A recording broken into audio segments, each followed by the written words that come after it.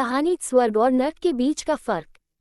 एक बार एक बूढ़ी औरत को उसकी जिंदगी भर की अच्छाइयों के बदले फरिश्तों ने उसकी एक ख्वाहिश पूरी करने की मंजूरी दी। उस बूढ़ी औरत ने फरिश्तों से कहा कि मैं मरने से पहले एक बार स्वर्ग और नर्क दोनों की यात्रा करना चाहती हूँ। फरिश्तों ने उस औरत की ख्वाहिश पूरी करने का वचन दिया और उसे अगले ही क्षण एक बहुत बड़े भोजन कक्ष में ले जाया गया, जहाँ पर बहुत विशाल डाइनिंग टेबल थे। उन पर बहुत ज्यादा स्वादिष्ट दिखने वाले भोजन रखे हुए थे और बहुत अच्छे अच्छे ड्रिंक्स भी रखी हुई थी।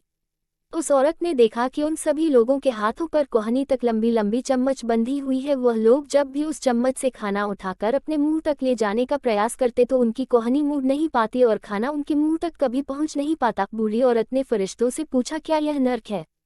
फरिश्तों ने कहा, हाँ। औरत ने तुरंत कहा, मुझे यहाँ से दूर ले चलो, और अगले ही क्षण उस बूढ़ी औरत को एक भोजन कक्ष में लाया गया। उसी भोजन कक्ष में जहाँ पर बड़े बड़े डाइनिंग टेबल थे, बहुत स्वादिष्ट दिखने वाला भोजन और अच्छे अच्छे ड्रिंक्स टेबल पर सजाई गई थी। मगर इस बार डाइनिंग टेबल के चारों तरफ बैठे लोग खुश थे, हंस रहे थे और उनके चेहरों पर संतुष्टि थी।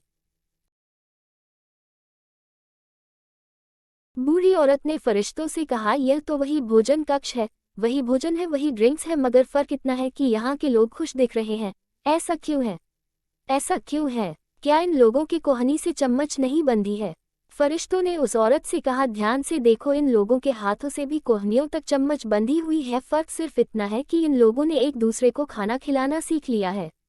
दोस्तों, इस छोटी कहानी की तरह ही हम चाहे तो हमारे जीवन में इसी पृथ्वी पर ही स्वर्ग या नरक दोनों का अनुभव कर सकते हैं।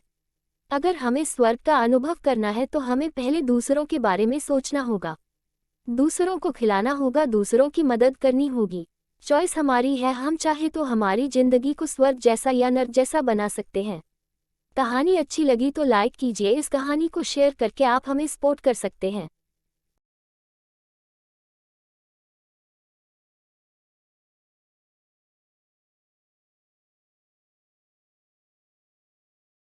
ये कहानियाँ आपको कैसी लगी, कृपया कमेंट करके अवश्य बताएं।